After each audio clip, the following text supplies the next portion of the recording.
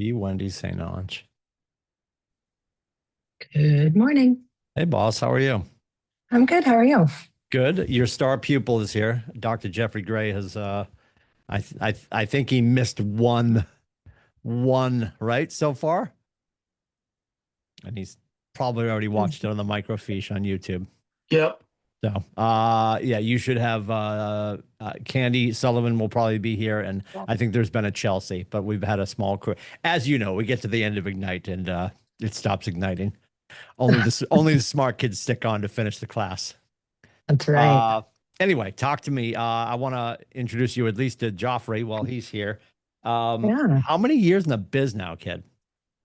February will be 5. Oh, crazy. And how I many know. years full time? Because you were dual career for a bit. Oh, when did you kick me off the ledge? I would say I probably held on to dual career for at least a year. Okay. I can't remember specifically, but at least a year. Yeah, yeah. Yep. Sweet. What was your when you were getting started? Because Jeff, what are you 5 months in? 4 months in? Yeah. Yeah. What in that first half year, first year, what were your holy crap moments, Wendy? Like what sage advice? Yeah, and you're gonna give him hours of sage advice, but what's your sage advice in your rookie year? What was your like? I wish I had told I myself to behave differently because of X, Y, or Z. I wish I jumped sooner. Okay. Absolutely. Well, Jeff's all in, which is great. Awesome. I mean, Cool. he's got a little something going on, but nothing crazy. Yeah. Nothing Yeah. A crazy. little side hustle. Right. And then I think my best decision was to get a mentorship, somebody to teach me the ropes. Okay. Yeah. I kind of I jumped in. I basically came to Keller because of Luana McClellan. Yeah. So So I'm he's on on her a team. team. Yep. Yep. Nice. But yeah. Perfect. Perfect. All right. Well, you guys, do you have a screen share? Let me give you screen share ability first before I give you the. Then I'm gonna hit record while we're recording already. Then I'm just gonna give you host and get out of your hair. Right. I forgot there's all these computer details I need to do. Tech. The things I'm not Technology. good. Blasted tech. Tech, I'm not. Share. Boomsies. Okay. And hit it again. There. There you Did I go. do it right? Nope. Well, we can see your Zoom screen. You gotta share the file. Like you're gonna share the. Oh, wow. You're sharing the wrong thing, kid. Okay. Well, let's try this again. Where do I find the file? Every time I do this, I have an issue. Oh, your I do it. PowerPoint? Yeah. Yeah, we'll close out of the screen share. Close out of the Okay, screen stop share. So go into the calendar invite. That's where the PowerPoint is. Got it. Okay. It'll be the PPXT close or whatever the hell they call it. Is this 15 or 16? This is a great question, sir. 16, 17, 18, 19. 16. This is 15. Because then it'll be 16. And then next week, 17, 18, 19. And then we end on Monday with session 20. Ignite buyers. Good job. All right, let's see here. Okay, I'm in that. So if you have that, now go back to share and then find the screen with just the slide deck and highlight that and then hit share. Oh boy, this is like beyond me. It's not. It's okay. It's going to be okay. This always gives me panicky moments. You're going to be great. It's going to be great. I love that I'm recording all this. That's my favorite part. Forget that. I will Okay, bring this footage to Realtor of the Year when you get that. This is back in okay, year no 5 when she shame. was still discovering electricity. Yeah. No shames. We all have to learn. You're Okay, I'm fine. It's back great. into screen share. Yeah, I'm that's not not- seeing the Now you should have a file. bunch of things you can choose to share. Find the PowerPoint and highlight that. Wonder if I have to go ask Wendy Holmes. I think usually my husband steps in at this point Oh, because I'm where normally is he? home. Where is the I'm AV department? the shirtless man who you've seen before. Yeah, is we love his chest. It's is great. home. I'm at the office. Let's see. I don't think it's working. No, what are you doing? You're scaring me, kid. You just shared your desktop. desktop. I can't find the file. Did you find it in the calendar invite?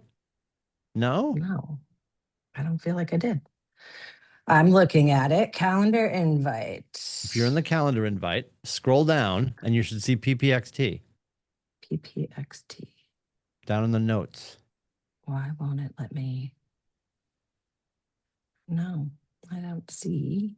Record, home, ignite. Let's see. Let's see. Wendy Holmes is here. She's techie. Hold on. Good morning, everybody. We'll get there. I my adore goodness. all of this. This is my favorite. My I've absolute seen you struggle before. Yeah, not Wendy, this long. Not this long. Could you maybe help me with some tech stuff real quick? I'm trying to teach a class and I can't figure out how to share the. Oh boy.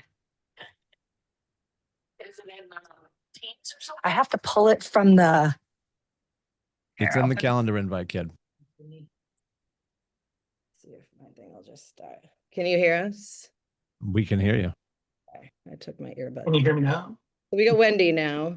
Love So that. The invite. I'm supposed to be able to see this. In the calendar invite, scroll down. You should be able to see it. Yeah, but I'm in the calendar invite. Oh, no. Okay, hold on. I'm not. Oh, okay. And it's called what? XP? No, it's the PowerPoint.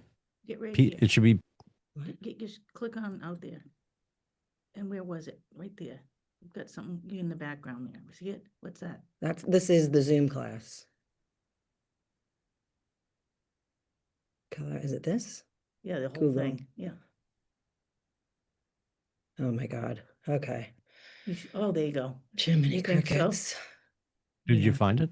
I think I did, but where'd it just go? It's right there. Okay. Yes, There I you go. found Yeah, it. found it. Yep. So then go to screen share and you should be able to see that tile and just share. All you want to share is the PowerPoint. Share. How do I share that now? That's down there. Jiminy crickets. I wanna Nope. share that. Oh, there we go. Now go to the arrow next to slideshow. Got it. Now see slideshow, go to the arrow next to it. Note down. There's an arrow right next to slideshow. I know. I'm trying. Oh no, you just moved it away. It's gone now. How do I shrink this? Oh, my ever loving God. All right. Well, this will go down in the history of the worst. This is my favorite. No, we're good. I know I can't. Not actually. You're not. It's not even close. Don't worry. You have plenty of room. Now, to see grow. see the bubble with slideshow, the pill-shaped slideshow. There's an arrow next to it. Nope, that's share. Go to slideshow. There you go. We couldn't Now see it. hit 'cause you- presenter view. Go to presenter view. Top. Hit that. And then if you want those notes, you can have those notes. If you don't want those notes, you can close those notes out. Close this right here. Nope. No. Okay. How do I close this? Is that? Red button, top left. Yeah, okay. You're gonna close Yeah. that window. Okay, I was right. Okay. And then this, I just do that. Okay. Oh my God, Jiminy crickets. Thank you. Holy Lord. All right. Game on. Excellent. You ready to go, kiddo? Yeah, I am. I'm a good real estate agent, but You're a fan. Everybody can't wait to learn more about you. I'm gonna make you the host, and I'm gonna get out of your hair. Stand by. You're gonna accept hosts. So when I leave, we don't stop the party. You should have hosts now. Wonderful. All right, kids, have a great day. If Oh, anybody thanks. needs the authorities, don't call your local police department. Just go right to 911 in case we get lost again. That way we can help everybody out. You okay, Wendy? I'm great. I'm great. No. So good. So good. All right, kids, have a great day. Thank you, Wendy. Thank you. Bye. All right. Good morning. I'm Morning. sorry about that. No stress. Yeah, no, computers, I always like giggle with myself. Like, how did I find myself in a career where I have to use this thing called the computer? Because it's not my strong point. I don't know how to do my job, but that's sometimes as far as it goes. So good morning. And I can't see any of you, and I'm afraid to touch any more buttons. So I'm kind of just talking to the screen here. So anyway, so we're doing session 16 and it's work with buyers and sellers. I feel like I heard another voice in here. Did somebody else join? Or is it just you and me? We've got Candace, Sue Doyle, myself are all in here. Oh, all right, excellent. So we got some people who've been around. I recognize Suze Doyle's name. I know you've been around for a while. Good morning. Um, all right. Well, let's get to it. Hopefully we can finish this. I've always finished them a little early.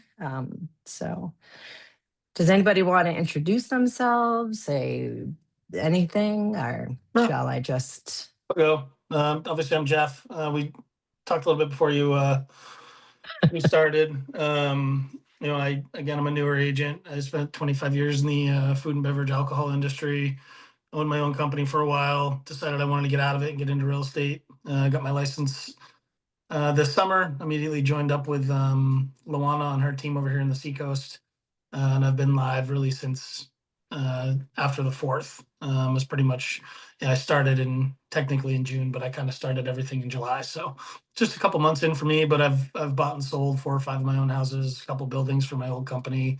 So I've been involved in real estate transactions, but never on this side. So Right. But at least it gives you some understanding of how it goes down and what it takes yeah, to purchase or some sell of the worst something. things too. Awesome. Well, I love that. Welcome to KW. You have landed yourself in a really great environment, I personally think. Great support, lots of teaching. If you dive in and give it all you got, I think you have a great opportunity to be really successful. So That's the hope. yeah, right. All right. So I guess so I'm Wendy St. Ange. I live here in North Conway, New Hampshire. I have been in this career now for almost 5 years. February will be year 5 for me. It feels quick. I can't believe it's already 5 years. So prior to that, I was a woman of many trades. I owned businesses. I was a backcountry guide for a really long time. I lived in the woods for like 200 plus days a year, teaching kids and getting lost in the wilderness with them. It was a really, really neat experience. Yeah, and I moved up here and landed in real estate. My first real estate agent, I bought my house in 2011, and my agent saw in me the potential to be a realtor. So I took the classes and I almost became an agent, but life had a different plan for me for a little while. And when it was time, I kind of circled back, and so here I am. And I love it. It's very fitting for me. So, but learning never ends. 5 years in, and I'm like breaking the surface of knowledge. There's so much to learn in this career, which is part of why I love it. Keeps me stimulated for sure. So, all right, well, let's get going. So this is the course overview. I will do my best in every one of them for you.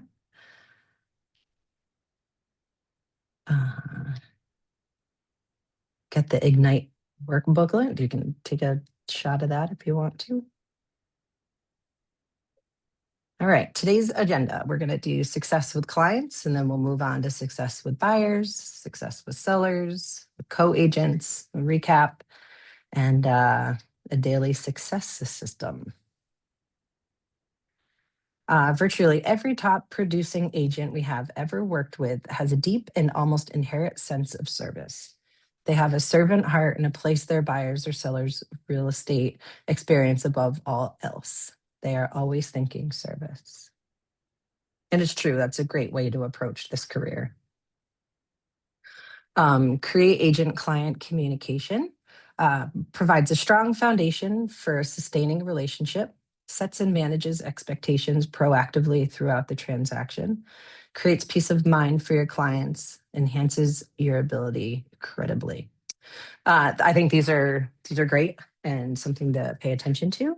To create a strong foundation, I always talk about relationship with my clients. I love to get to know each other. I want them to trust me and feel safe with me through this journey.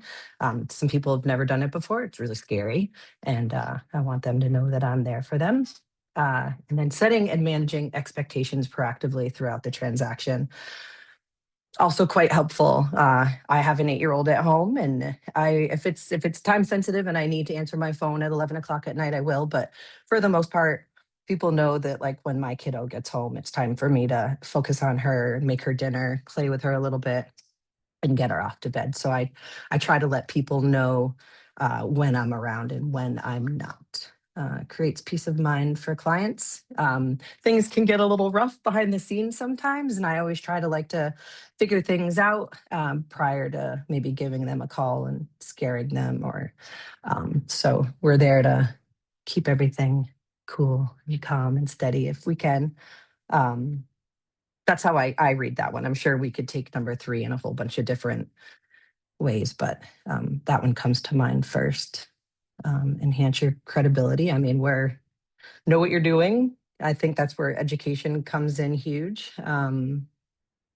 Ask questions if you need to. And yeah, there's lots of people here for us to do the job well. The 3 levels of service: purpose, value proposition, and fiduciary. Does anybody want to try to figure what this means? Because I'll happily talk through all of it for sure. But if you guys want to get involved, please feel free. It's always nice, especially because I can't see you because I'm afraid to touch my computer. So purpose, I don't know. I take the 3 levels of service. Your purpose is to be there to help and to keep the transaction running smoothly, keep them knowledgeable about what's going on step by step throughout the process. Your value proposition, that's like what you bring, why you're valuable, why you should be there helping them through this process. And then your fiduciary duties, that's what you owe your client and customer if they're a customer, but the fiduciary duties you owe them through and beyond the transaction. Do I have a note on this one? This one was, yeah. So functionary versus fiduciary. So functionary is just kind of simply helping them, where fiduciary is you're creating that deep relationship. You care about their interest in the transaction and beyond the transaction. I always let my clients know, even after the transaction's done, they can call me. I know contractors. I know who to call, who not to call, all the little nitty gritties that they might not realize they need once they've purchased. I'm always there to try to help them. Dual agency. When an agent represents both the buyer and seller, remember your fiduciary commitment to your clients. I personally, I'm only almost 5 years in, have not done dual agency. I don't know if I like it, but that's just a personal opinion. To each their own. I know that there's agents out there who do it really well and really successfully. But dual agency is when you're representing both the buyer and the seller, and then you will have to walk that line through the transaction, protecting both buyer and seller through that transaction.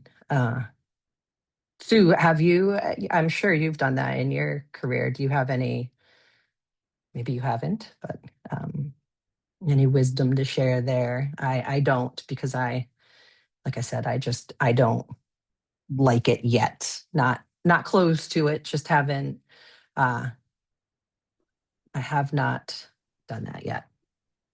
I'm sorry, I was responding to something really quick. We're talking about dual representation. Yeah. Do you have any? I've just always had the opinion that don't jump into that in the first, I don't know, there's no qualifying number of years. It's probably the biggest topic that will get somebody in trouble. You have to have, I think, if you're super impulsive and you're like, hey, I just learned from the seller that blah, blah, blah, blah, blah. Whoa, wait. If you can stop and think, this sounds rude and I don't mean it this way, but if your personality is one that you can stop and really think about what you're about to say, it can work out well as long as you're experienced enough to know what you can and can't say. So I think diving into that within the first few years might be tricky, but the good news is there's always a bunch of people around to help as well. And maybe email is the kind of sole means of communication between the three people involved. Then you get to stop and think about what you're about to type out. Just very random, not enough coffee yet thoughts, but you're doing a great job. So thank you. Thank you. And that's great advice. I think that you have that the email way of dual agency really does slow you down. And you, before you hit send, you could reread it and delete some stuff if you're like, whoa, wait a minute. Maybe I should rethink that prior to sending it. So Sue, thank you. I think that's really great advice. And then I think that carries over into real estate in a whole as well. I've picked up the saying just purely to myself, like in my head, like less is more. Like I always, because of that, like impulsiveness potentially, that you can just start really going and talking to somebody. And I've always told myself, like, ooh, like less is more. Take a breath. Just think about what you're saying, where you're trying to go with this, and then talk. And you could always circle back and say more later if need be, but just a little piece that I've learned. Maybe you'll find value in that. All right. So yeah, setting expectations. We're all going to have our own way that we do this. We're all going to have our own way that we interact with our clients / customers. And they're going to appreciate that because they'll be drawn to you for who you are versus somebody else. And that's kind of, I feel like, how we all get our people, right? And so be you. I think, again, people find a lot of value in that and will have the ability to connect with you. But so setting expectations, kind of like what I talked about earlier, like my clients know that I have, and I think I said she was 8, she just turned 9. I have a 9-year-old and she's my world, and I work my tail feather off all day. And when she comes home, sometimes I'm still wrapping stuff up. She like gets a snack. She can hang out for just a little bit while I wrap up my day. But for the most part, she becomes my priority at night. So I let people know that if I need I work every day. I don't like set aside a day off. But if I know a day is coming, I communicate that with my folks. So just, how you want your business to look like, how you want to engage with your clients, is something I think it's important to communicate that so you guys can all work well together throughout the transaction. And setting expectations, sometimes things go a little left or right, so you have to be flexible, but overall, how you want it to look. Review the transaction process. All right. So, yep, this stuff is important. I have a file for every one of my folks. And then especially once I get somebody under contract, I'm taking notes on that file, making sure that like all the boxes are checked so that nothing's missed along the way in the transaction. So let's see, partner with an agent. Reviewing the transaction process. Partner with an I don't fully know what they're fully meaning by partner with an agent, but I would say maybe in your circumstance where you're newer, when I first started out, I worked with an agent. I had a mentorship, and so I ran everything by her. She was miraculous. I'm so glad I made that decision. She taught me a ton, and so I would run everything by her prior to engaging with the clients. They might not that they might be trying to say something different there. But so get pre-approved for a loan. Oh, I think they're saying this from maybe a place of the buyer's side. So yeah, you want a buyer. More than likely, it's always really nice to have them pre-approved prior to showing them homes. And so that's something you're wanting to communicate with somebody once you start engaging with them, to provide a lender for them or several lenders for them, and have them reach out and get that portion squared away. So you kind of, where their budget is, what kind of homes you can start looking for, and save everybody a bunch of time. and then that falls right into the set clear search criteria, right? Now you know where they land financially, and now you can start asking those questions, like single family home, condo, what locations, what 2 bedrooms, 3 bathrooms, like with land, garage, what are you hoping for? And then yeah, get on out there and start looking at those homes. Hopefully they find the one that they want to make their offer on. And you get that offer out, then you potentially have to negotiate those terms. And knowing how to do that, again, circling back to maybe a mentor, somebody who can help you with those negotiation skills, I think is really crucial and valuable to your buyer. And then goal is to get them under contract. It's always a nice thing for your clients.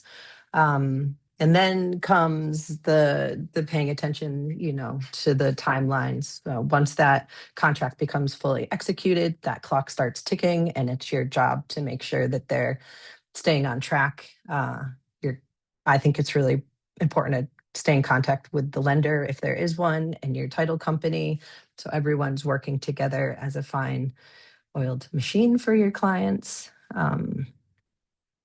Vendor coordinator. So those are your inspectors. I personally have a binder, right? And it's active. Like anytime I come across something new, whoop, I'm sliding that in there so that I have something to reference. So your vendors are really important to have, in your phone and or a place, both, I would say, to access from your office or wherever you're working from. Negotiate inspections. So once you have gone through, if your clients chose to do inspections, which I personally think you should always recommend, you may have to negotiate. So again, knowing how to do that is important. It's a good skill to learn, which you will over time, and hopefully, people can help teach you. But knowing how to, if people ask for the inspection report, knowing how to send pages or send the whole report, and writing up a good email for those negotiations. That stuff's all very valuable. The appraisal, that's where the bank, if it's a loan transaction, the bank comes in and puts a value on the property. And hopefully they're above or right there at what your people are willing to pay for it. Otherwise, there's a thing, take a note, called an appraisal gap. And people can pay that difference. It's not always something that buyers can do, but it does exist. The pre-close preparation. So those are the making sure they've got homeowners insurance set up. You're sending them the utility contact information. So I think most often having the electricity is the most important one to have set up, but your fuel and all those other utilities, make sure they have those going, prep them on, you've got to, communicate with the title company, get on board with the sellers, make sure everybody's kind of on the same page for the closing time, location. Even though these days you can do what's called mailaways, or there's all kinds of ways people can close, but you've got to communicate that with everybody.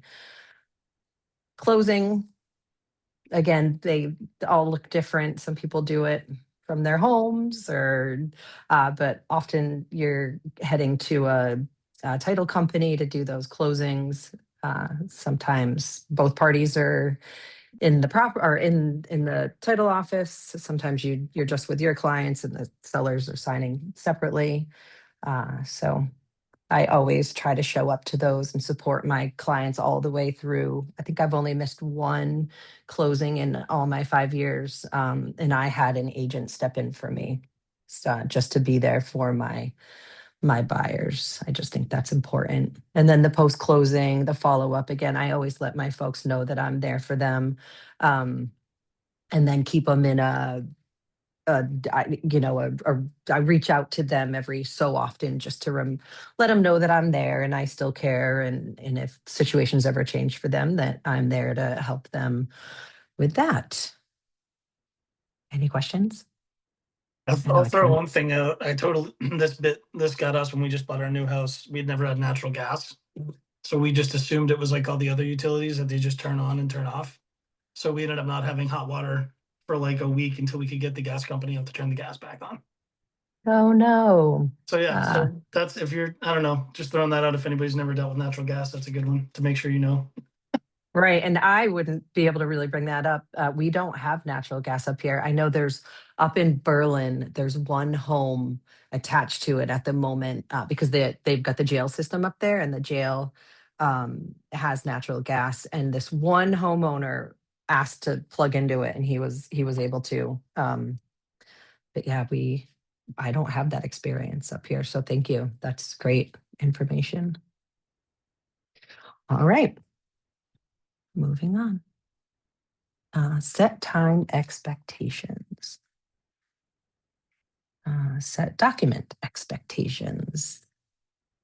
All right, are these, okay, so maybe I'll go back and we can talk about these. I didn't know if there was like a follow-up list.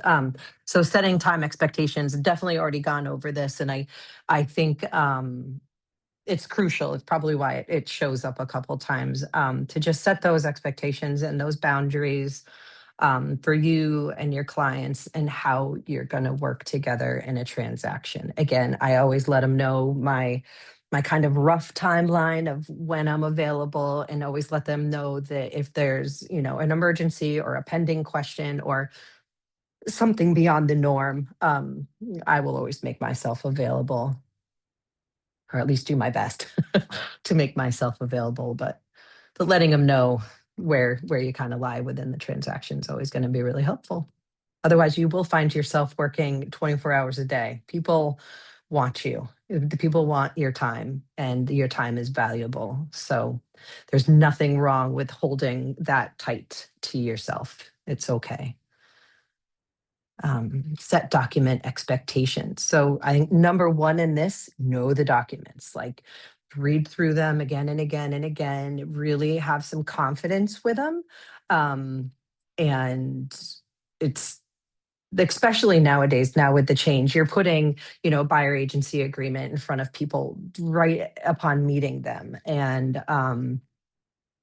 I've had people really challenge the document, right? And so to be able to know what you're talking about with, with, sorry, my brain, just knowing what you're talking about really will help the process of getting folks to sign these documents. And you should know what these documents are stating. They're there to protect everybody. And if you're not filling them out correctly, they're, we all know what could happen there. So just know your documents. And again, this is one of those like, they do contracts class. Like that's amazing. Like right when I'm done with this class teaching you guys, I'm sitting here and I'm going to watch my contracts class. I try to do as many of those as possible. I'm not perfect by any means. I get busy and but I try to be really mindful of that. It's our job to know these contracts in and out. So set communication expectations. I always like to ask people how they prefer to communicate. Again, I think in my business that I personally prefer the phone or text, but it's not about me, it's about them. And so I always ask what how they would like to communicate, because I can email, I can do the things. So I think when I read this, I first want to know what's important to them.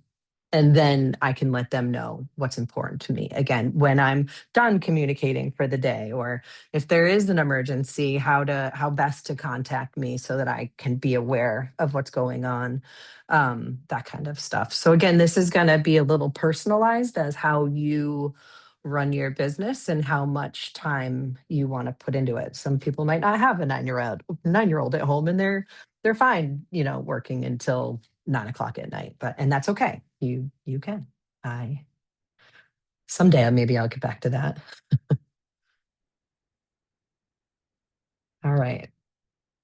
Setting contingencies. Again, just, I went away to Mexico in April this year and I did not one word of real estate. Like I didn't email, I didn't text, nothing. I had set myself up. I had, my team and I was really mindful to be able to check out and fully be with my family because of the year prior we had gone to Costa Rica and I wrote offers. I was sitting on the lounge chair taking calls and again, I was new. So I was like, oh man, that was like 3 years in at that point, I think. And so any work I could get, I just felt like I didn't want to miss out on that because it was so important to me to build this career and do good at it.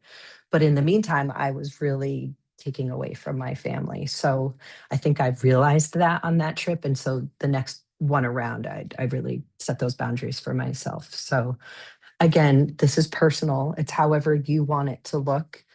And it more than likely will change year after year, the boundaries that you set for yourself. It's always really good to be mindful of it. Any questions so far, Bernie? If I'm running through this too quickly, please let me know. Okay, set up-to-date market expectations. Yeah, so again, this one's forever changing too. I think we're all seeing a change in the market right now, at least here locally in North Conway. It's been a buyer's market for quite some time and a really strong, I apologize, seller's market for quite some time.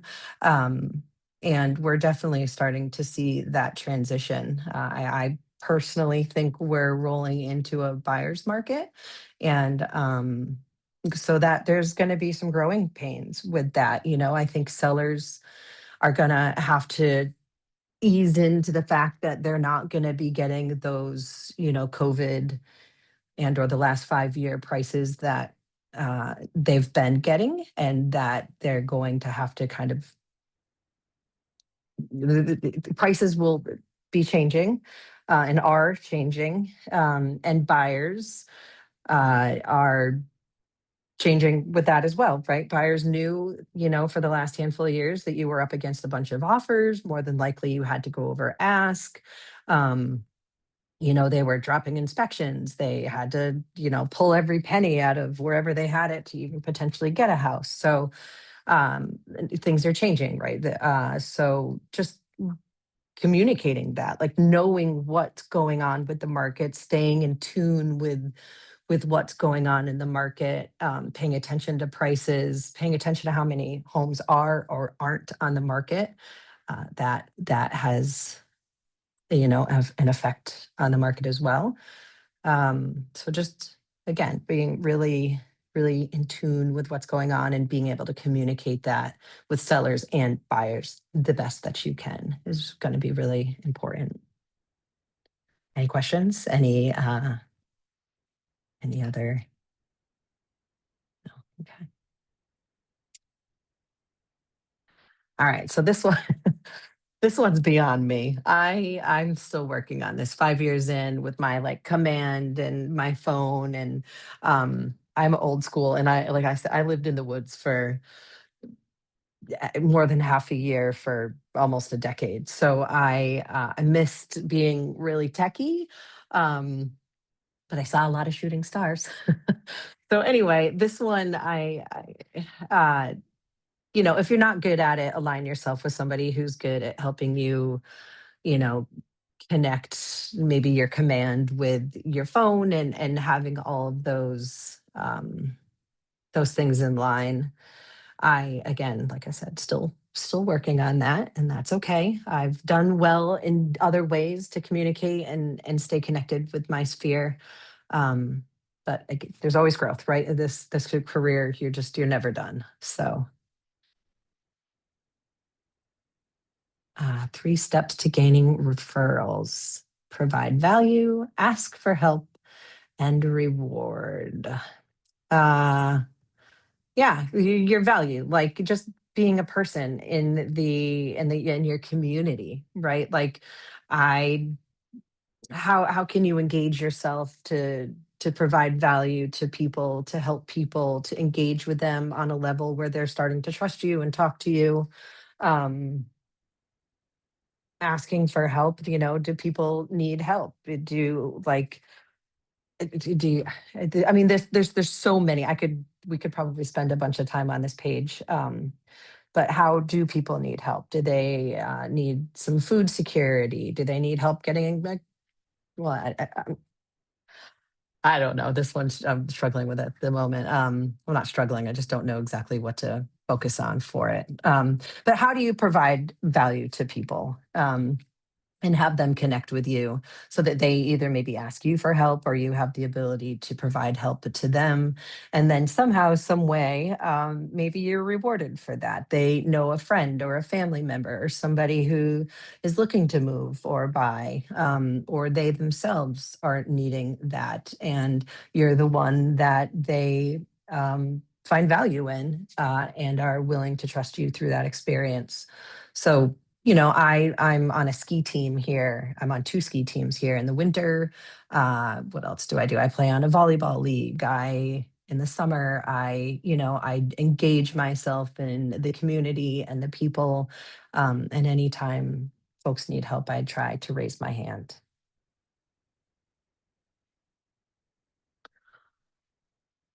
Reviews.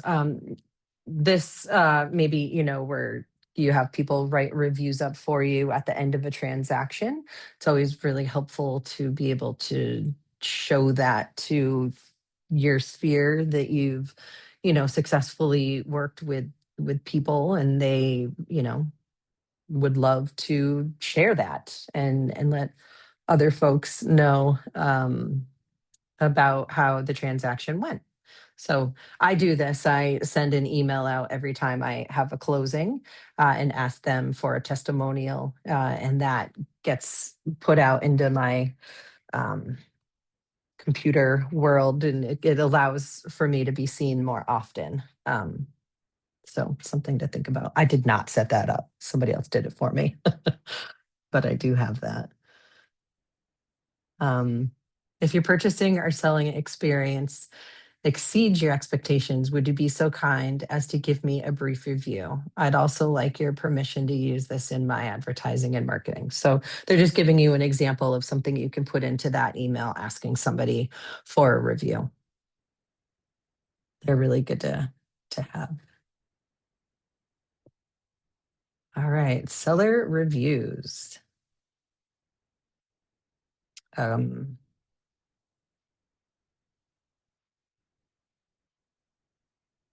Buyer reviews. Okay, so I guess we were like reviewing. Any questions or comments or anything about sellers through this portion of the class? I'd be curious to see how, like, what agents are using to get reviews. I used to be really good at it, and I haven't been for years. And I feel like I'm kind of behind the times on what people are using to gather them. Right. I have we have like a team website, and at the moment we still belong to Zillow. So I have two separate links, and I send both of those. I try to keep it as simple as possible. Both links, like you can write an email on one and then copy and paste into the other link, and they shoot out to our website, and then it shoots out to Zillow. And on Zillow, when somebody does a search, the more reviews you have, I'm pretty sure it's Zillow. You're at top of the search, so your face shows up before another agent potentially who may have less reviews than you is but again, I'm not, this is not my strong point, and that's okay, right? That's why you get your people. My team has set that up for me, so I may even be explaining that a bit incorrectly, how it all gets put out into the interwebs or whatever. So yeah, I'm not very helpful with this portion of it. Again, unfortunately I'm just not techie at all. I love people. I work with people all day long. I'm good with that, but yeah, I start touching computers and I just I've got to do it a couple times. I can like I said, I can get through a transaction really good, but anything beyond that is, I don't know. And know that, right? Like I have no shame sharing that. I'm good at what I'm good at and I'm not at the things I'm not. And I have no problem raising my hand and asking for the help and getting myself set up with somebody who can help me in those avenues. And maybe I bring them value with the stuff that I'm good at, you know? So it's, we don't have to be good at all of it, but I think if we can align ourselves with people who are, that can be really helpful. So Nope, that yeah, all makes sense. yeah, Might be something I throw out. It comes up every now and then, but I haven't right. actually done anything about it. So I'd be curious to see who in the office outside of a team where it's all done for you, what people are doing to gather them. Right, right. Yeah, I know. I wonder Mm, too. Because I didn't do it prior to, I've only been on a team for just a little over a year. mm, And I didn't have any of that set up prior to being on yeah, a team. yeah. So No, that's I'm sure great. somebody, yeah, I'm sure there's somebody out there who's willing to help. Yeah, Let's thank you. see. Yeah, of course. And good luck with it. So buyer reviews, same. Just it's always nice to get reviews from both sides of the transaction or whatever side you're on. It's very helpful. Also, you can also Let's, have just like character reviews as well. Like it doesn't even have to be yep, a yep, transactional review. absolutely. I love that. Thank you for sharing that. Appreciate it. Any ahas? Anything anybody want to share?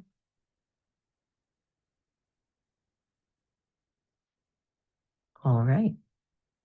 Well, thanks for the engagement. I've taught this 3 times and I usually it's pretty quiet and I just kind of talk through the whole thing. So it's always nice when people share, you know, we all have so much value with somebody who's been in it for 5 months or somebody who's been in it for, you know, 10 years. We all bring value to this career. And so that's always really neat. And so thank you. All right, now we're on to success with buyers. Let's see. What buyers want most from their agents? Help finding the right home to purchase, help buyers negotiate the terms of sale, help with the price negotiations, and other. So, of course, right? I mean, that's the main reason they're engaging with us is to find a property. That's usually their end goal. And so, of course, that's exactly what they're going to want the most of our time with. Help buyers negotiate the terms. So once you've got these folks under contract, again, you're needing to, even prior to writing the offer, right? And this is where setting the expectations of the market, and really kind of knowing what's going on and to help them, you know, suggest, we can't ever tell them what to do, but kind of help them figure out what direction that offer should look like, is always really helpful. And then obviously, once you've written the offer, if you have to negotiate the terms, so that you can bring both buyer and seller together, hopefully get them under contract. And then help with the price negotiations. That's the same, you know, helping the terms, the negotiations, that's kind of all, you know, in the same realm. Like sorry, my brain is mush this morning. Uh, so helping with the price negotiations, again, once you're under contract and figuring all of that out. And then other, I mean, there's so much that comes with other. It's building the relationship. It's communicating with them throughout the entire transaction. It's dealing with their lender. It's dealing with the title company. It's, you know, all the little nitty-gritty parts that come with the negotiation and help keeping that a smooth process for them.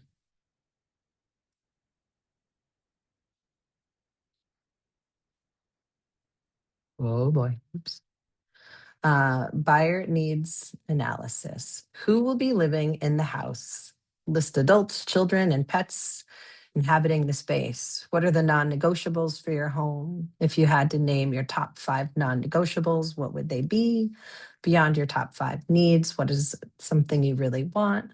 Do you have a preference for the year the house was built? Do you want a home in move-in condition, or are you willing to do some work on it? When people visit your home, what do you want it to say about you? Are there any specific features that you would make your next home feel like a home? Will you require accessibility options? So I'm just giving you a list of questions that you potentially can ask your buyers when you're trying to find out what they're looking for. So really having those, those initial conversations where, yeah, exactly this, or how many bedrooms, what location, all the questions you can ask to figure out what to put in front of them. And even though they may answer in one way, by the time you end up finding it, it could be totally different than what all this started out like. But it's still really good to know. It gives you a base to stand on and start helping them. Buyers' lives change or buyers' worlds change? I don't know. So yeah, I mean, buyers, their lives and their worlds changed. Hold on one second. So, their lives are changing constantly. Maybe they had a kid, or maybe they had a job change. Their worlds, I mean, I see, and this is just how I'm perceiving these two things in front of me. Lives changing, exactly. They're having a kid. They're moving for a job, something like that. Buyers' worlds change. Maybe they've had a loss in the family, or I don't feel. I mean, both of these are, I mean, people's lives and worlds change, and they have reasons why they need to move, or reasons they need to sell, and so I don't know fully what to say about this one, but you will run into people through all places in their lives: divorce, illness, um, career changes, babies, and then you navigate those. So I just had friends. I don't know how much I should. I had friends who were parting ways and needing to sell, and wanted me to be the one to do the transaction, and it was a fine dance, because I wanted them both to still be my friends at the end of it. And so it was an interesting place to be. But I think because I come from a place of caring, and I'm knowledgeable in my career, I was able to navigate the transaction really well, and everybody ended up happy in the end, and or as happy as they could be in the end. And so I'm grateful that didn't come knocking on my door right in the beginning of my career. I think it would have been a little more difficult. But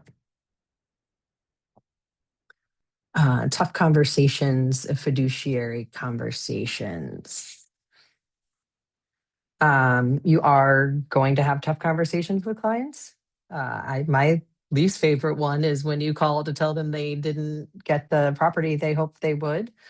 That's never fun. And fiduciary conversations, I mean, we need to be careful with that, right? Like, beyond when a transaction's over, though, the things that we know about our clients need to stay close to us. We cannot share those, and even through the transaction, right? Like how I was just kind of careful about sharing a transaction I had.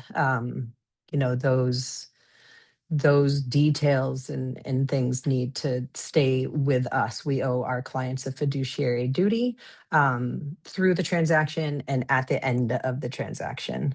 Sometimes you might want to sit with a friend and vent, or something like that, and you just have to be really, really careful and mindful about that. It's less is more. Again, we don't say things. Yeah, anybody have anything to add to that? Because this one, we do have to have the tough conversations with people sometimes, and be able to do that in a way that is caring and mindful is going to be important. Early on in my career, I would definitely take like a deep breath and think about what I was going to say to somebody prior to calling them, because I would find myself being emotional for them, and that's not my job. My job is to kind of take the emotion out of it, I think, a little bit, and to be supportive for them. And so I would definitely have to gather myself before having to make those difficult phone calls. You definitely have to just rip the Band-Aid off. I think a lot of agents get in trouble for not, for trying to avoid it or delay or whatever. You just, so many times it's not as bad, even if it's terrible news. Like I just had one. I had a buyer walk away of a perfect contract for my sellers. And it's horrible. This affected their lives in a huge way, but you have to do it right away. And, at the end, they were like, okay, no, we understand these things happen and that's too bad, but we'll just pick up the pieces. So I don't think it's usually as bad as we put in our heads that it's going to be. Yeah. And if you wait 3 days to do that, well, that's not fair to your clients either. So I always get the vision of just rip the Band-Aid off, make the call, do what you Yeah. got to do. And, that's part of our job, is informing them of everything, whether it's good, bad, or ugly. And most of the time people are, they might be upset at the beginning, but it will pan itself out because they know you're being honest and keeping them in the loop. Right. And that's so good. Yeah. When I say I was like taking a deep breath, I would I would never wait beyond. Oh yeah, know. no, I wasn't Yeah. definitely wasn't implying that, but a lot of agents do. Right. Earlier this year, I had an agent wait like 2 weeks to tell me, I had called the lender and found out that something was never going to happen. And the agent knew for like at least a week plus, and never picked up the phone, never emailed me, nothing. It was zero. And you lose all respect. So no, I wasn't saying take the deep breath, because that's a good thing. We Right. got to get our minds set for that, to actually have that conversation. I think that's a really good suggestion. Like, take a breath, figure it out, and just rip the Band-Aid off and do it. Yeah. I love that analogy, the rip the Band-Aid off. I agree, because you just have to pick up the phone, you have to make the call. And sometimes it's what's meant to be, right? Like it wasn't the right one, or you're going to land, right around the corner. The perfect home is there for you, and it's going to work out just the way it's supposed to be. But yeah, that one, you do have to make those hard phone calls, and things do fall apart. And I love what Sue is saying. Don't wait. It doesn't make it any better. And then, because then you're that agent like laying in bed too, right? Like waking up at 3 o'clock in the morning with all the like things going on, maybe like, I need to do all of this. Like, just do it. I totally agree, Sue. I think that's sound advice. And I'll probably use that in my next class, to just rip the Band-Aid off. I like that. It's one of those things that never leaves your brain. Once you say it once, it's like, yep, just rip the Band-Aid off. Just do it. Yeah. Nope, it's great. Just like my less is more. Like when I find myself wanting to keep going, I'm like, whoop, just, you can always say more later, but just like be mindful constantly. Right. So, Yep. Good yeah. point. Yeah.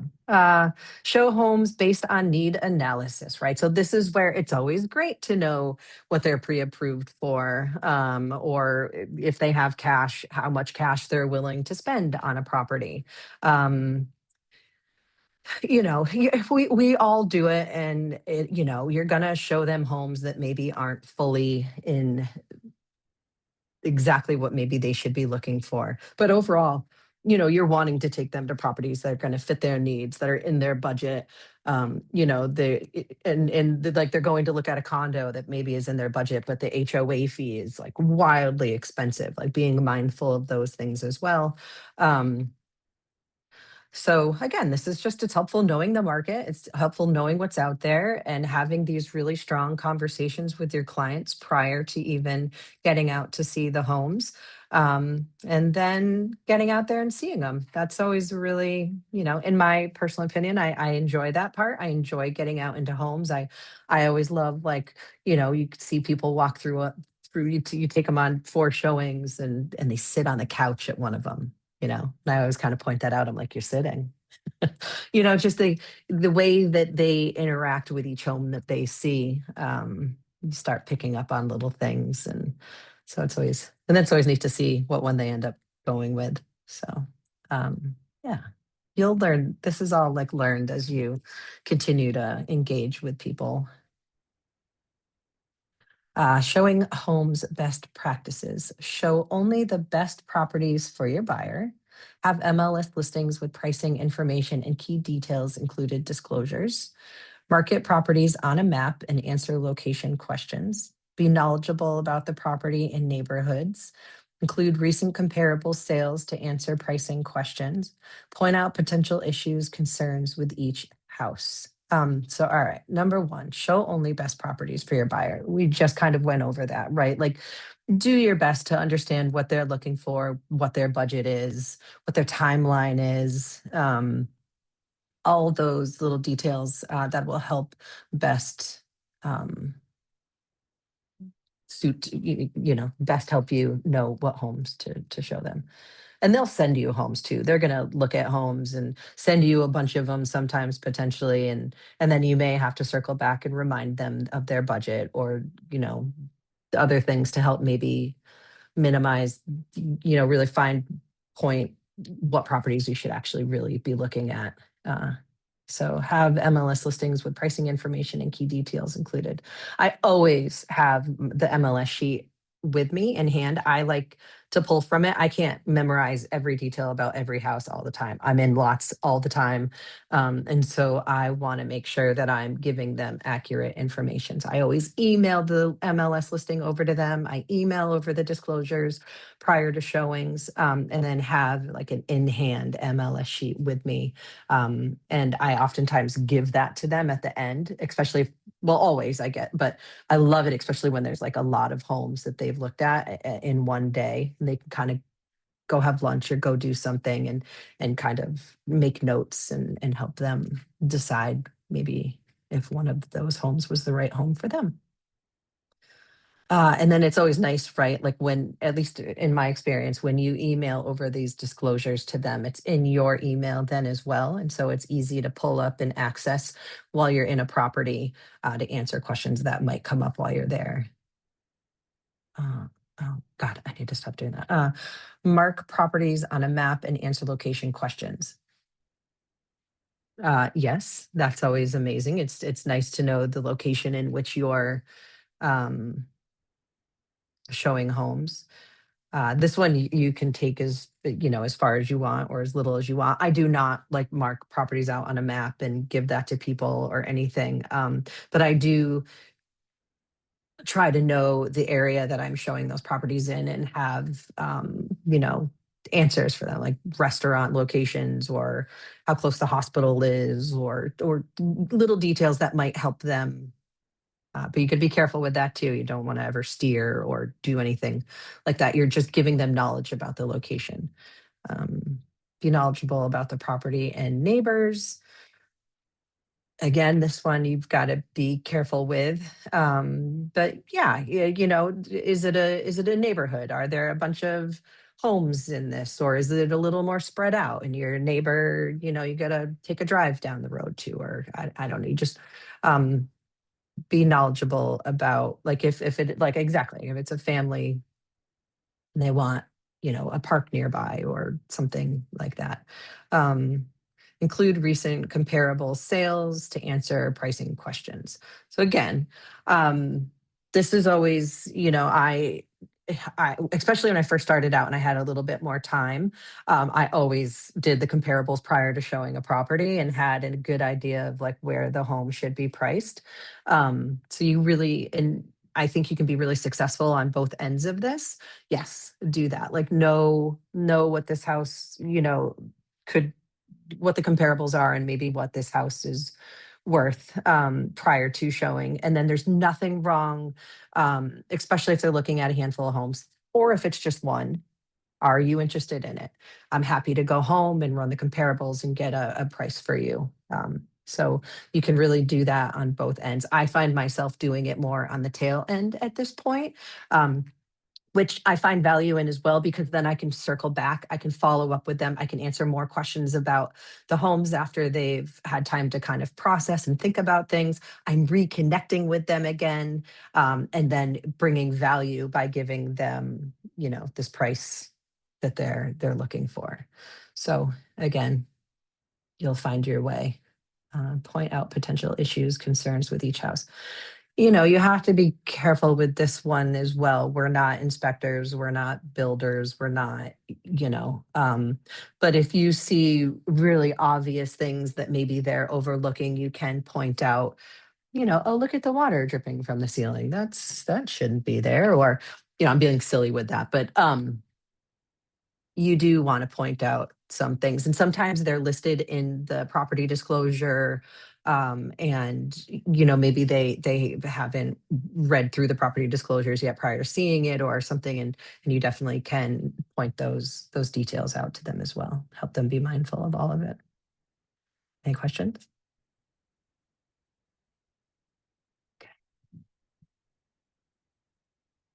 Showing homes means agent interaction. Absolutely.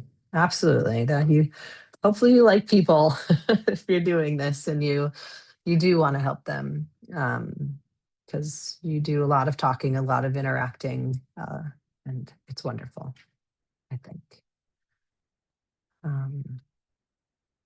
This is always wonderful. The toolkit. Take from this what you will. I'm not going to read through it. You guys can skim through it. But I think it's what I'm a mom, so I always have snacks. I can't tell you how many times there's been a cranky little kid or something, and I ask the parents like, hey, I've got like some snacks in my car. I'm more than happy to share. The flashlight, I think there's definitely value in a flashlight. A measuring tape is really nice for showings. And if you're, you know, you're finding yourself having listings, you're gonna want to take measurements. I feel like when I first started, I was like, oh man, I forgot my measuring tape. I know that you can have it on the phone as well, but I'm old school and I like my measuring tape. So yeah, read through this stuff. You'll come up with your own little kit. I have like a what are they called? Like a binder, like a thing for people to write on nowadays. Like it's like a flappy one. So like on the inside, you keep all your documents, and then on the outside, like a clipboard with storage. And so I'm licensed in both Maine and New Hampshire. And so I have those documents that I need to be able to show a person a home. I always have a bunch of them on hand, and then you have that hard clipboard for people to write on, because a lot of times you're like doing it at your vehicle if you haven't met them prior. So to have something nice for them to write on prior to getting them into the property, that one's been pretty valuable for me. So safety first when showing homes, absolutely. Right, we all have to be mindful of our safety. I always tell my husband where I'm going. Like I always let somebody know. I let him like know the address and what time I'm showing up and what time to expect me to give him a call back when I'm done.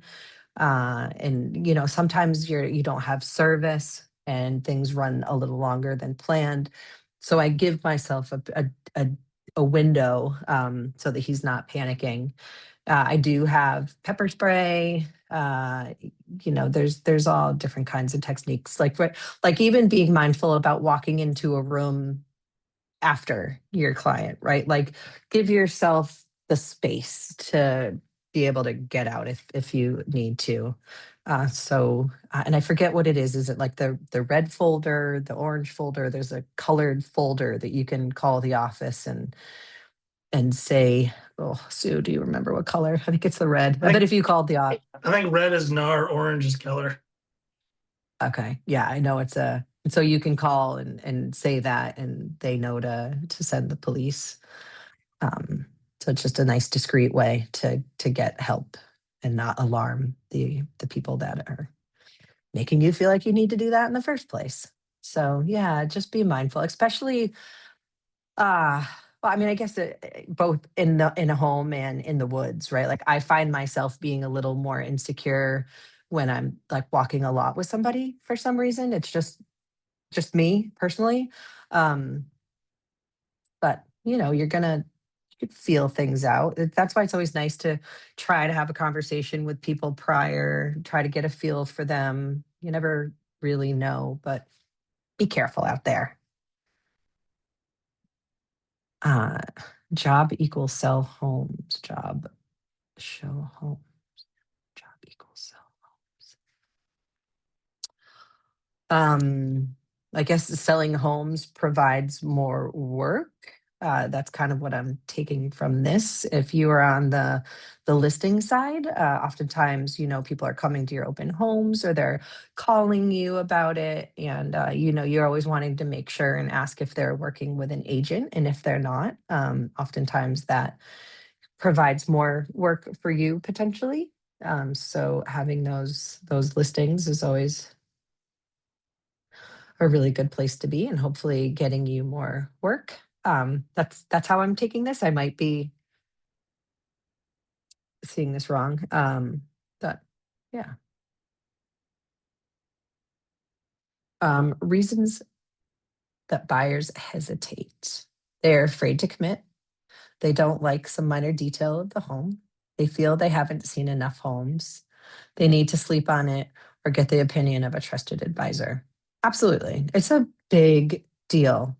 Some people have never done it before. They're totally intimidated. Um, I agree. The first home they see, even though they love it, they feel like they may need to see more. And I sometimes in the right moment when you can maybe see that happening, you can, I've talked with people about it, right? Like just because it's the first one doesn't mean it's not the right one. Happy to show you more, but nothing wrong with falling in love with the first house you see. They don't like minor details of the homes. People can get hung up on certain things, and I don't say that negatively. They have every right to get hung up on the details of the property. But paint color, certain things, can be changed. And so if you love the bones of the home or the location of the home or the price is right, maybe you get in there and you can change a couple things and make it your own. So I mean, the list would go on with this. People have all types of reasons to hesitate. I've worked with people for a year, right? And they've looked at a bunch of homes, and then all of a sudden, work life gets busy, and they have to back off for a little while and circle back around again. So there's all kinds of reasons people are gonna hesitate, and hang in there, right? Like I've worked with people longer than a year, and stay connected with them. Don't get frustrated. They're going through their own thing, and if they've engaged with you and have shown interest in buying, there's a great opportunity that they'll circle back and eventually buy, and you're hopeful that you're the one that they circle back to. I always just kind of joke, like, I'm in this career until the world has something different for me. I'm here. I'm going nowhere. No rush. I'll circle back and check in, just say hi, and when you're ready, I'm here. So just it could take some time, and that's okay. Guidelines to facilitate decision making. Always go back to their motivation. We're doing that with a listing we have at the moment. These folks don't really need to sell, but want to sell. So financially, they don't need to do it, but they've given us all the reasons why they want to do it. They have since gotten a pretty amazing offer, but it's not right where they want to be. But again, the market's changing. It's becoming a buyer's market. And so the offer that's in front of them is darn good. And we're circling back. I'm co-listing it with somebody. So we're circling back and reminding them of their motivation and why they're here in the first place. So I think sometimes people may lose sight of that. So it's, even if they don't take our advice, it's always nice to circle back and remind them of why they're doing it in the first place. Go back to their needs and wants. Same, like he's retiring. He wants this, this, and this, right? So again, remember, this is why you came to us. This is why you're selling in the first place. And advise them as a consultant and fiduciary, right? So they're for our advice. They hired us and they want our professional opinion. And so, it's a be careful with all of it. Be really mindful about how you approach all of it. But it's our job to help them remember why they're doing this in the first place. Ally their fears. Yeah. So, and I'm basing this on selling. This is, and my apologies, this is, I guess, for everybody, right? Buying, selling, all of it, ally their fears like, can I afford this? Or am I making the right decision? Am I buying the right house? To ally their fears, they may have tons of fears that you may need to help them with. Solve their challenges. Let's see. Their challenges. Just pay attention, right, to challenges that might come up. I can't think of one right off the top of my head that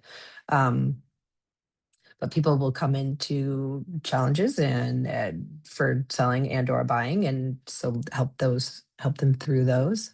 Calculate the cost of waiting, right? I know people always, I'm gonna wait, I'm waiting for the interest rates to change, or I'm waiting for something, right? And help them, like, what's the value? The waiting might cost you more, and right now might be the best time to make that decision. So, sometimes those prices drop. Well, now more people have the ability to purchase. And so now you're up against more buyers. And so that waiting may cost you, now you're in a bidding war, or it's just, now it becomes a little more challenging that. So right, there's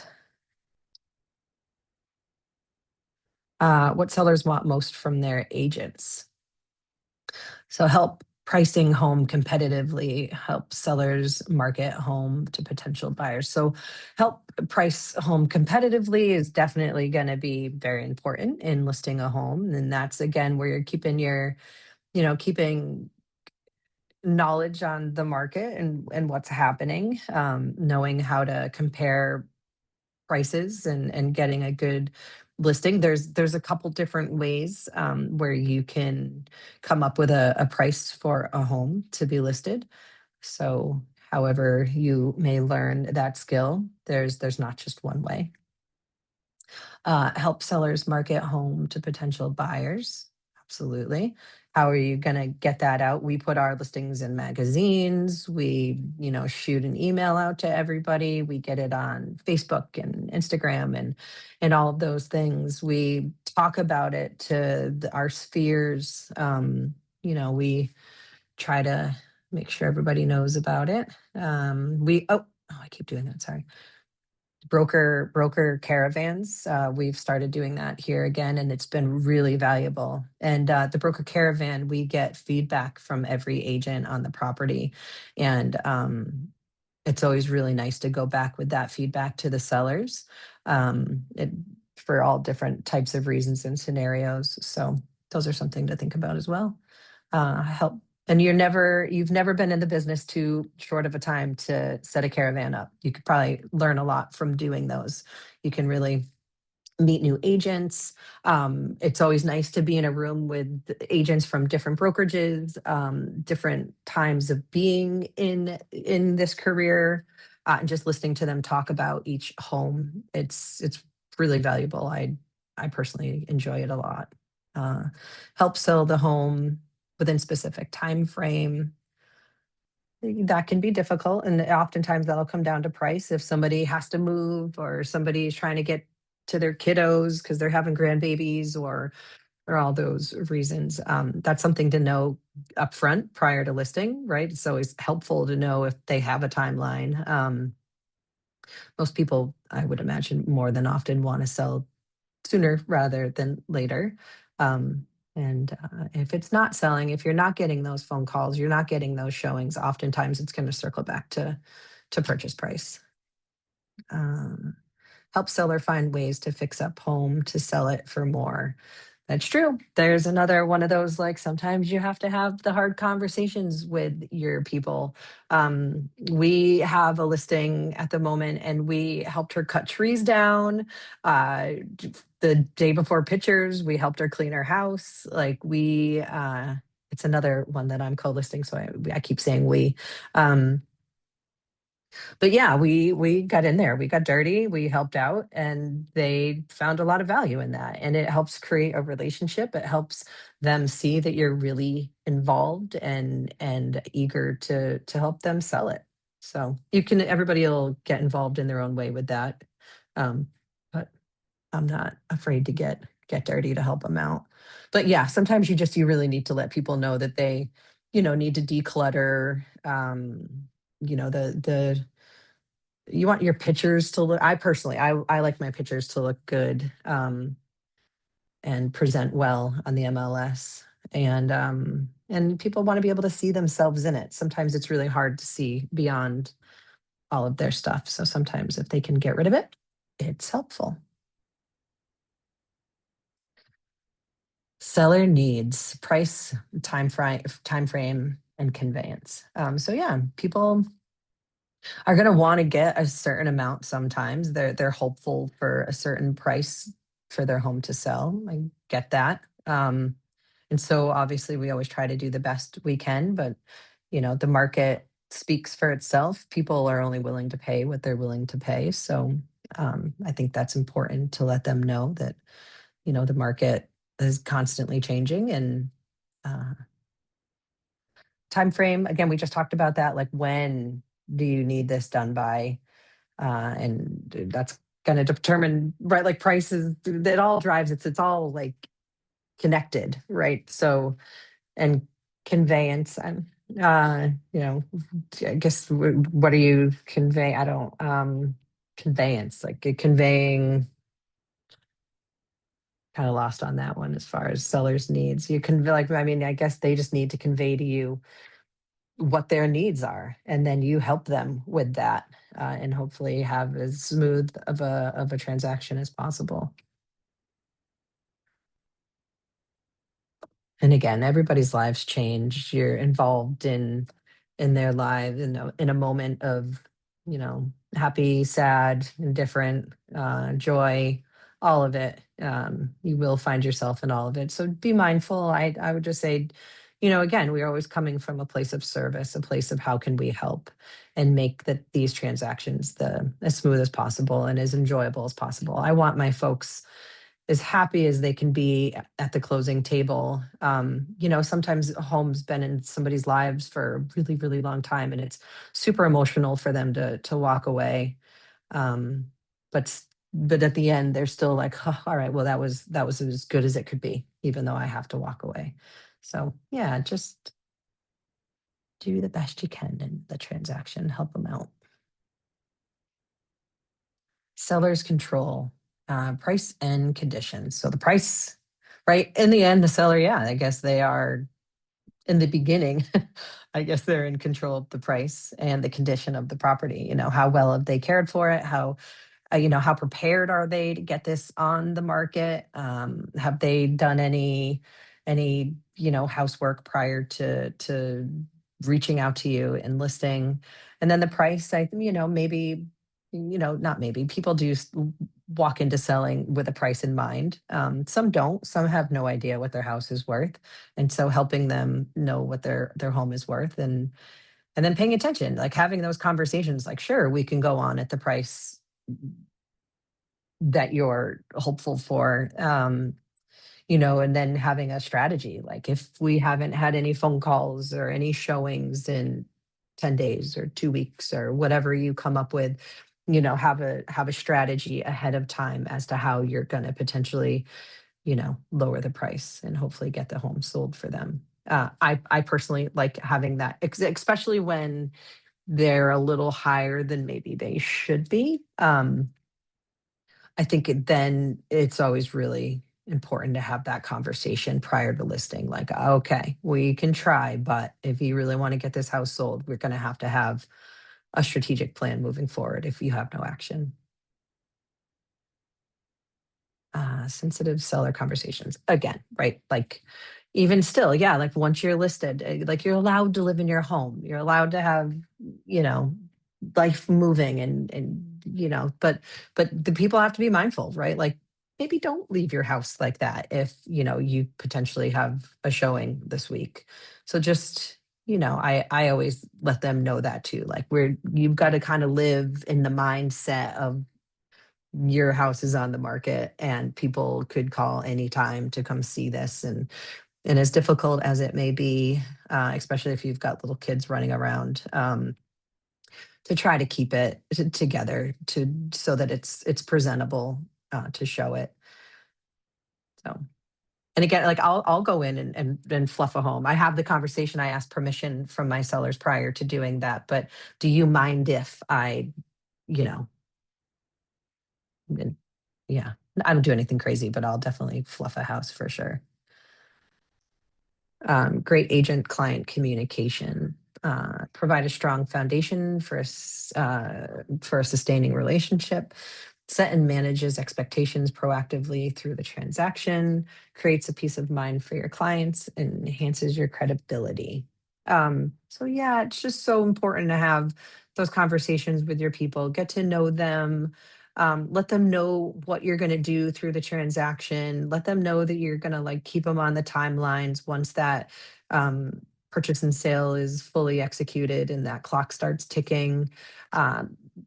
Just it's a lot of work, a transaction, and so just having that conversation and letting them know that they can come to you with questions and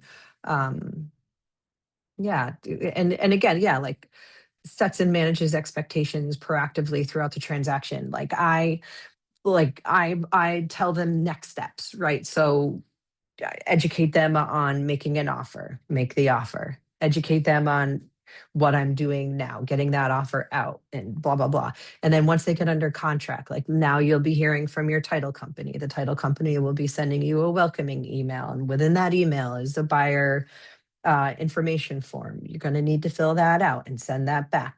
I'm going to be sending you the address where you're sending your escrow check and how to fill it out. I'm going to be sending you inspectors contacts. You need to call them as soon as possible and get that scheduled because you only have 10 days, you know, right? Like just keeping them, even though they might know just keeping them on track and constantly letting them know what's next, and then checking up, following up and making sure that those tasks have been completed.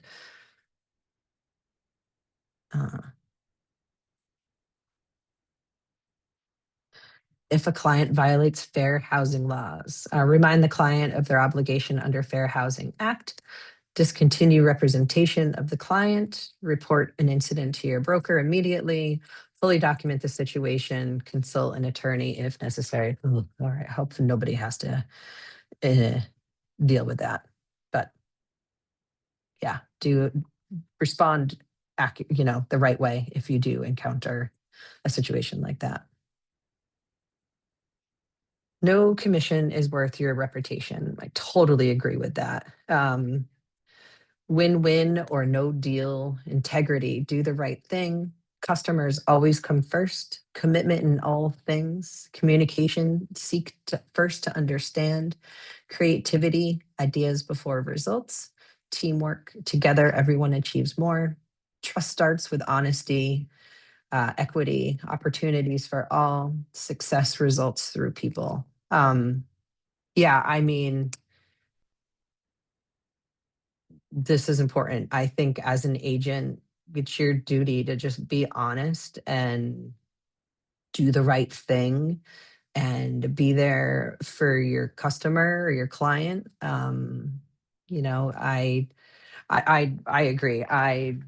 Nothing is more important than this career for me, right? Like nobody's gonna pull me. I've had people who want to like maybe fib about this or that in a transaction. You're like, absolutely not. Like I just won't we're just not going to like work with you.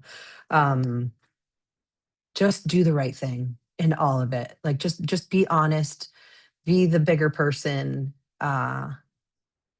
be honest, like with everybody within the transaction, the seller, the listing agent, the title company, everybody. Just do the right thing. It's going to go a long way.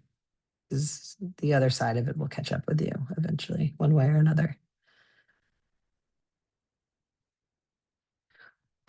Steps, 14 steps, marketing plan for listings. So capitalize on your listings by marketing your branch at the same time to bring in more listings and more buyers. Listing leverage leads.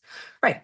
We covered this earlier too. You've got the listings, oftentimes you get the leverage, which brings you the leads. So yeah, get some listings. But buyers too. Buyers bring work. They know people.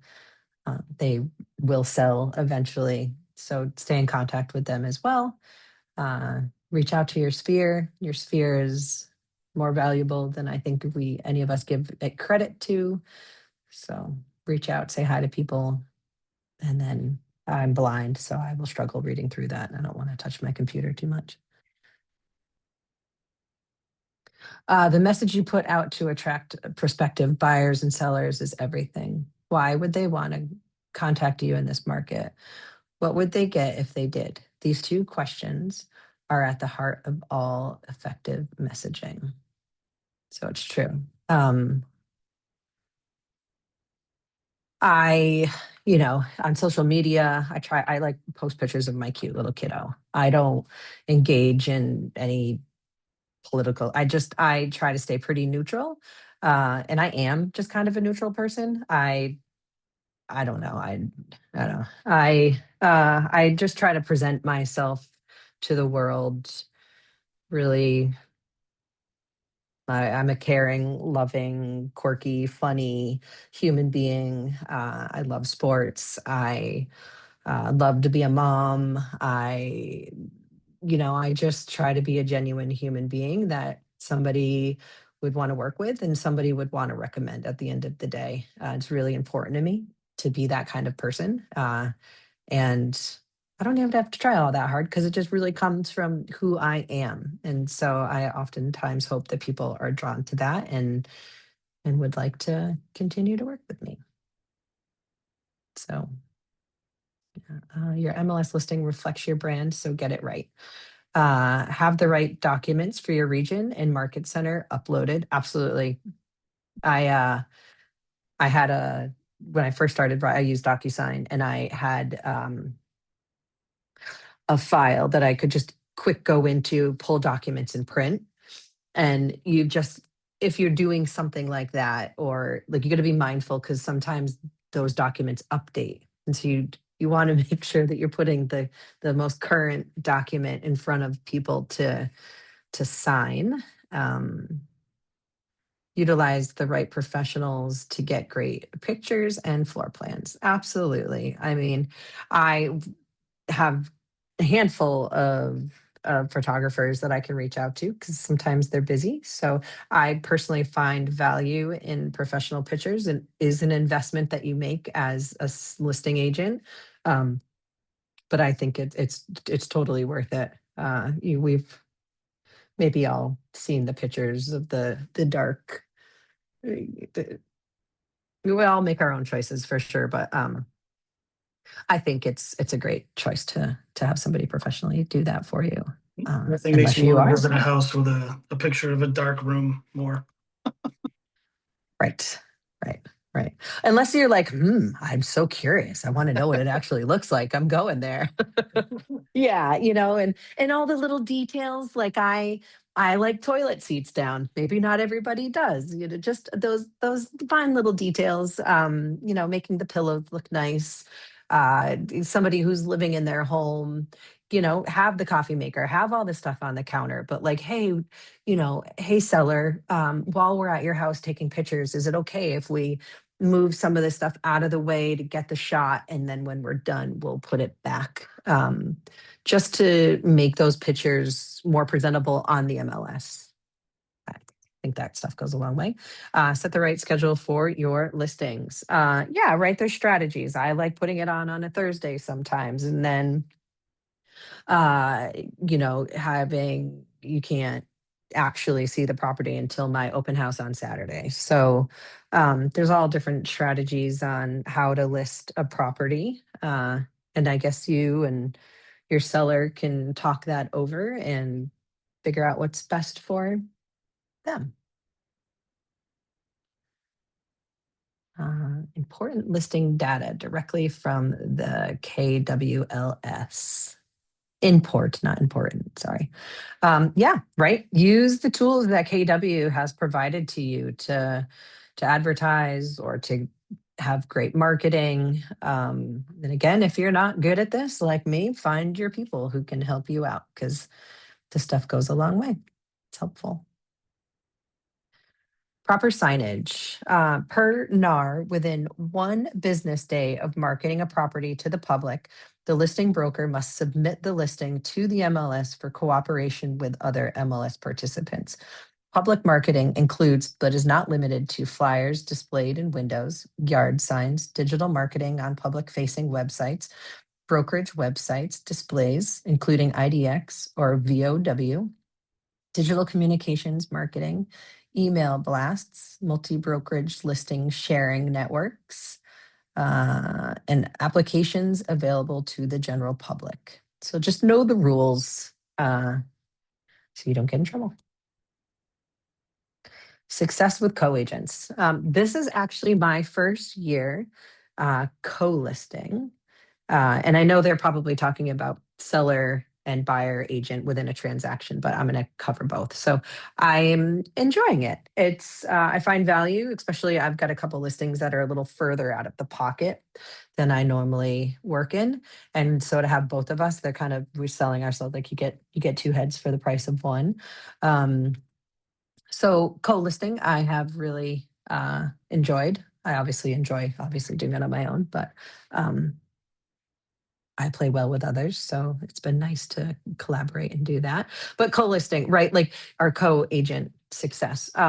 There's nothing like being kind. Nobody wants to be yelled at. Nobody wants to be disrespected. And you want to build relationships, right? Like it's so important to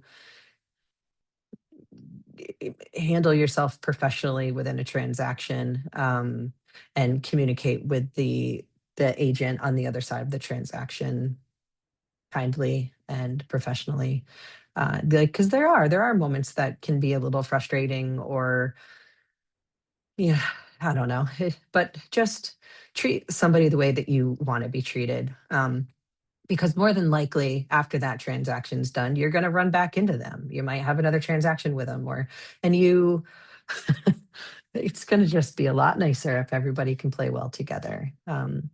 And yeah, there's just be a nice person who nobody wants to, I don't know, be disrespected. It's just not nice.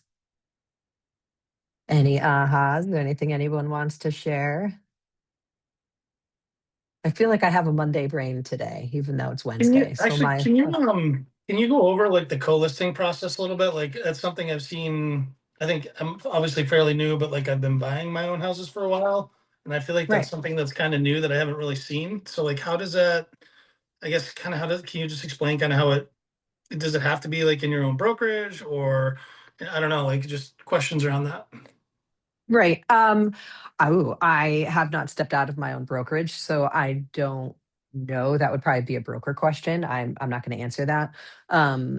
But within your brokerage, right, within KW, especially I'm on a team, so mine's within the team. I'll just speak of one particular circumstance, because I have a couple. So it's one particular circumstance. My teammate got a listing opportunity, and he asked me to join him on it. Of course I will. He's strong in certain categories of transactions, and he feels really comfortable working alongside of me. So that's what we're doing. And so, yeah, it really is a very similar look to just listing your own. We both went to meet the sellers. We both, got to know them and had the conversation, walked through the property, took down all the information you need to get the listing going, talked about their needs, talked about their, what's next for them after selling. I put the listing together. That's definitely a strong point. I think that's part of why he aligns himself with me. He doesn't love the computer portion of the transaction. He's just more of a people person. So I did the MLS. Obviously, he was by my side doing it, but so we used my Paragon to do that. And we did the pictures together. We split all cost, which is nice. We both oftentimes go to a showing together. But if we can't make a showing, oftentimes one of us will go. So that's nice. It's because we do get busy as agents, and so to have somebody there to help you it's really valuable, and it brings more value to the seller, right? Like that's one thing that we share with our sellers is you're getting two of us, and if one of us is unavailable, the other one oftentimes is available. If one of us can't answer phone calls, the other one is answering the phone call. So yeah, she had two of us cleaning her house. She had two of us helping her cut trees down. So, and then she's got both of us to reach out to throughout the transaction. We're on a group text. We circle back. We have meetings together. We just recently came together a couple days ago just to kind of catch up and see how she's feeling about the transaction so far. She's not under contract. She's still showing the property, but just making sure she's still happy. What does she need next? Letting her know all the things that we're doing for her to advertise the property, market the property. And so in the MLS, you are sharing it. So like, let's say once you do go under contract and you close, it gets split, right? Like, let's say, I'm just for ease of number, $500,000. Like when it shows up in the system and under the resource or under where you can see what your sales are, you each only get half of that sale. So that's something we both are gonna, the commission, we have our own way of managing that at the end of the transaction. That would be something you would want to figure out with your co-list agent. So yeah. Does that help? Yeah, no, I just was curious. Like, I think more so just even like the commission split stuff and how that showed up. But yeah, no, I get it. Thank you. Yep. That I would figure out with but yeah, when you close, you do only get half of the sale. So. Gotcha. Absolutely.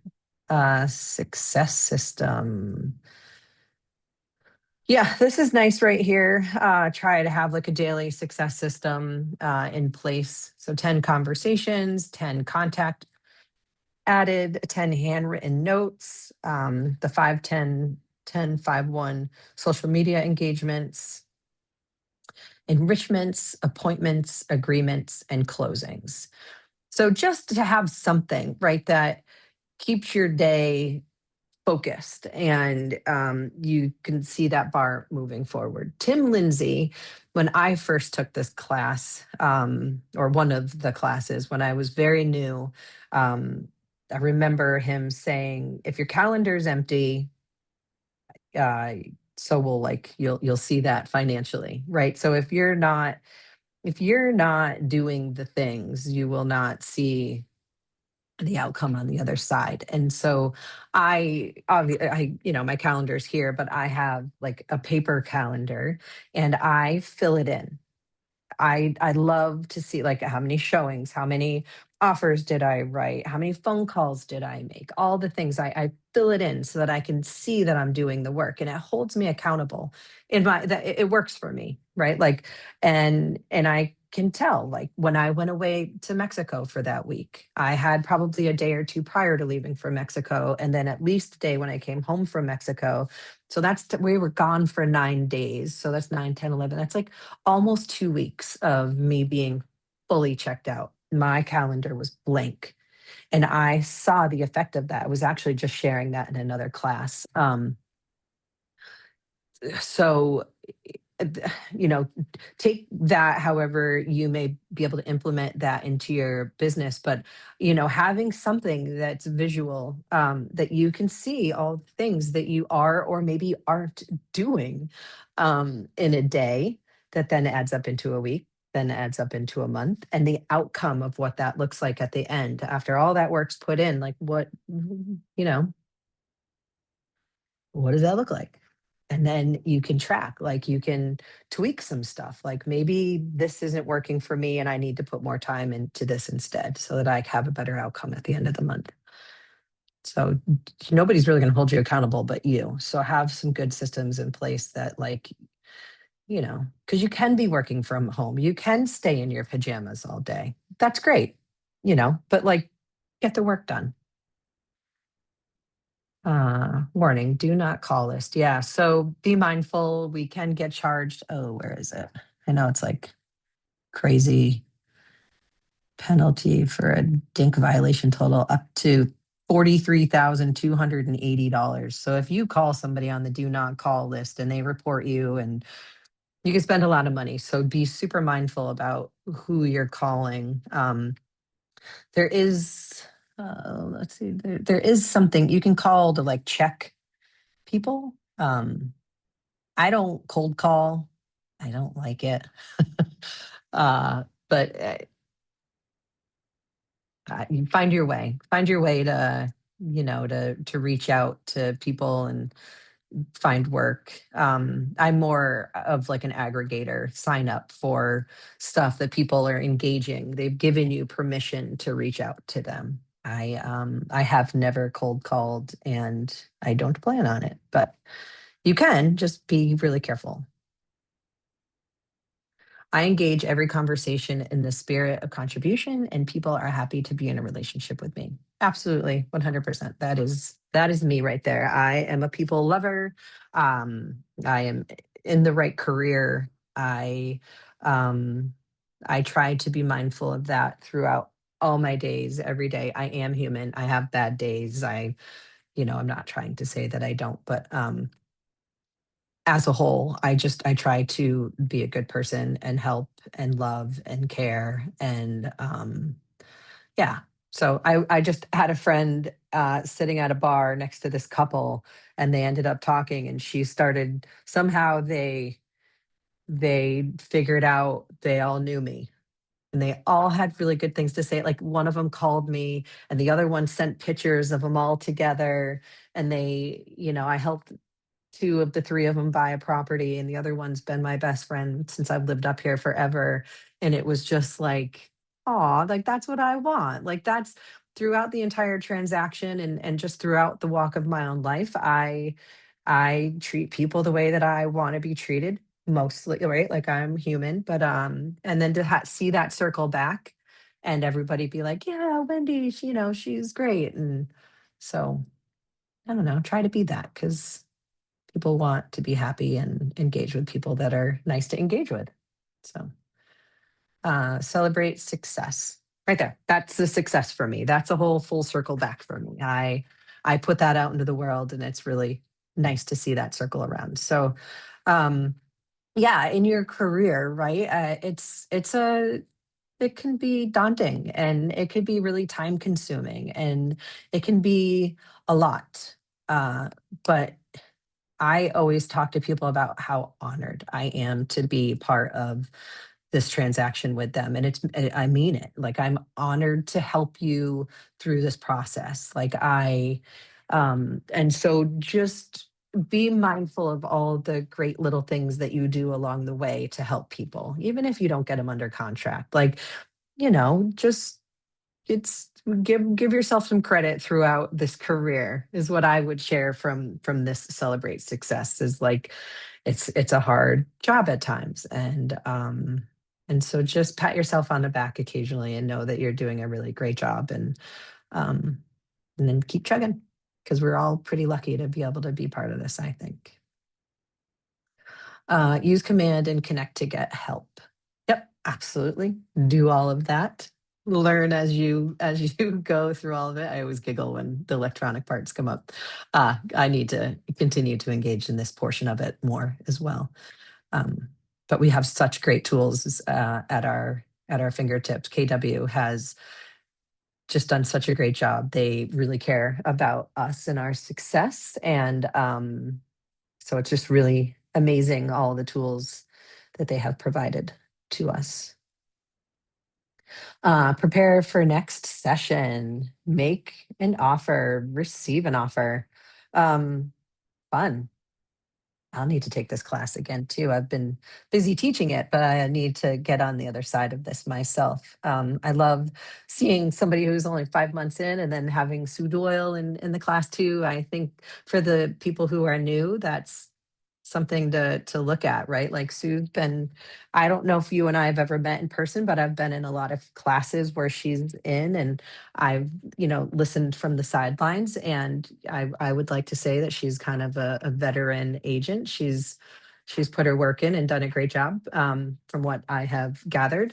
And so you're never in this too long to continue to like learn and engage and meet people. And so yeah, put yourself out there, never stop learning.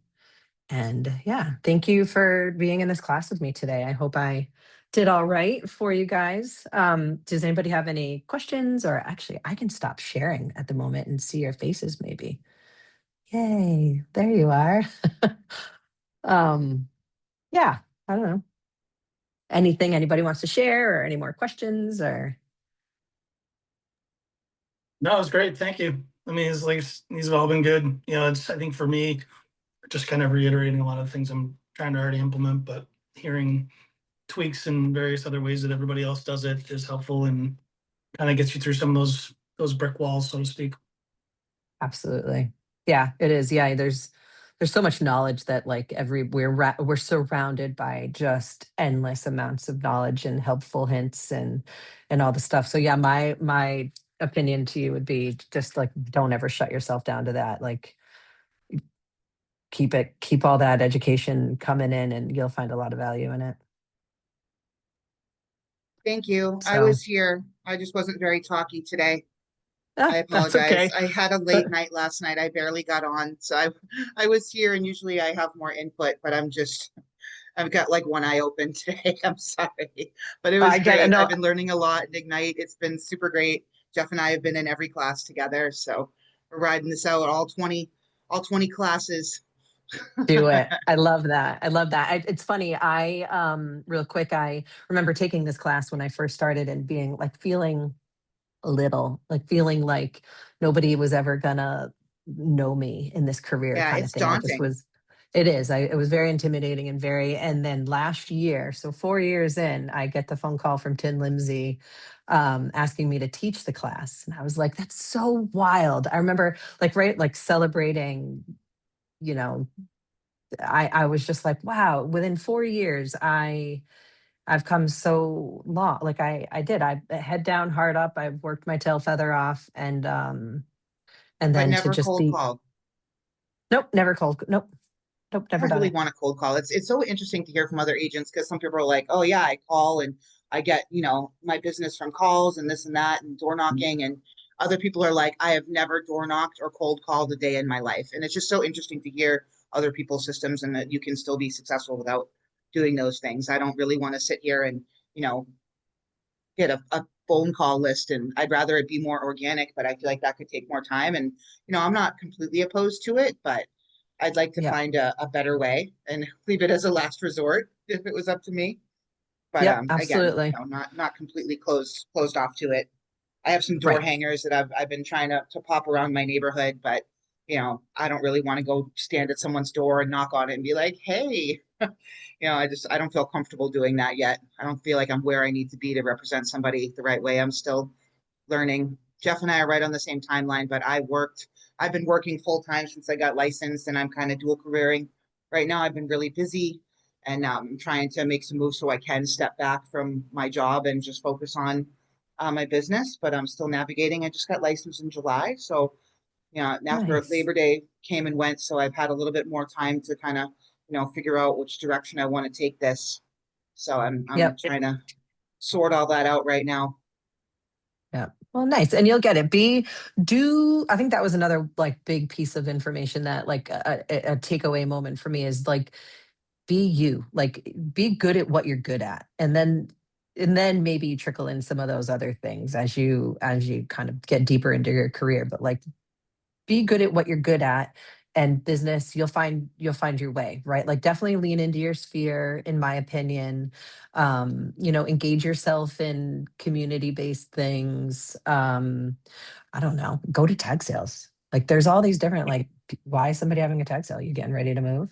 Have conversations with them. Do like there's all these like out of the box things that you can do to find that business. If you're a skier, you're stuck on a share lift with somebody, like you're talking with them. Like there's just all these moments to engage.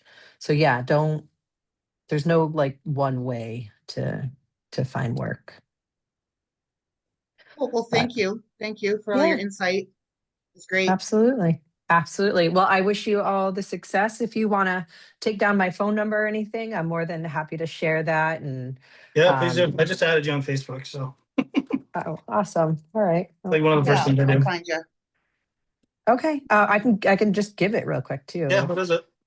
It's so I'm Wendy St. Ange, as you can see. So it's 603-730-7604. That, right? And align yourself with agents. Go help them with their open houses. Like just the more engaging you can do, the better. And You you'll related all to just any of the St. Anges in the Manchester area? maybe. I'm married into the St. Ange. So Oh, okay, yeah, 'cause there's a brewer over at, I know my previous industry obviously was alcohol, but Paul St. Ange, he's been in the beer industry forever down there, so it's not a Okay. name you hear every day. It's not, absolutely. No, I would have to ask my husband, but Well, maybe. unsure.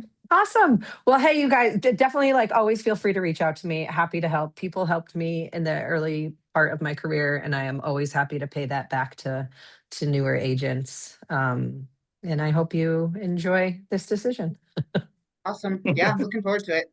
Thank you so Awesome. much. Yeah. All right. Have Go a great jump in rest of the day. contracts. Contracts, Yeah, that's that's where I'll be. All right. Bye. Thank See ya. you. See you, Yeah, bye. Candace.